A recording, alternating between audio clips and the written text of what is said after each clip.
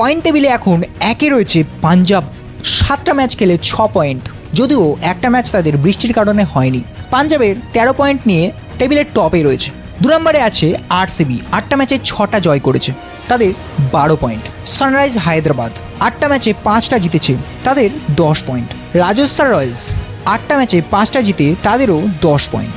Gujarat titans 8টা ম্যাচে 4টে জিতে টেবিলের 5 নম্বরে রয়েছে। 6 নম্বরে আছে চেন্নাই সুপার কিংস, 8টা ম্যাচে 3টে জিতে 6 পয়েন্ট নিয়ে টেবিলের 6 নম্বরে রয়েছে Chennai super kings. Delhi capitals আছে টেবিলের 7 নম্বরে, তাদেরও পয়েন্ট 6। কলকাতা নাইট রাইডার্স 8টা ম্যাচে 2টো জিতেছে এবং একটা বৃষ্টির কারণে খেলাটা হয়নি, যার জন্য তাদের 1 পয়েন্ট পেয়েছিল। টোটাল পয়েন্ট মিলিয়ে কলকাতার এখন 5 পয়েন্ট। কলকাতা আছে 8 নম্বরে। 9 নম্বরে আছে মুম্বাই ইন্ডিয়ান্স, যেই টিমটা যখন তখন তাদের গিয়ার চেঞ্জ করতেই পারে এবং শেষ থেকে শুরুতে যেতে তাদের খুব একটা বেশি সময় লাগে না। তারা 7টা ম্যাচে 2টো জিতেছে, তাদের 4 পয়েন্ট নিয়ে তারা আছে 9 নম্বরে। লখনৌ সুপার জায়েন্ট 8টা ম্যাচে 2টো জিতেছে এবং 4 পয়েন্ট নিয়ে সবার শেষে রয়েছে। টেবিল এদিক ওদিক তো হতে থাকবে, এরকম ধরনের ভিডিও পেতে অবশ্যই চ্যানেলটিকে সাবস্ক্রাইব করো, আর ভিডিওটা ভালো লেগে থাকলে অবশ্যই একটা লাইক দিয়ে যাও। দেখা হচ্ছে পরের ভিডিওতে, ধন্যবাদ।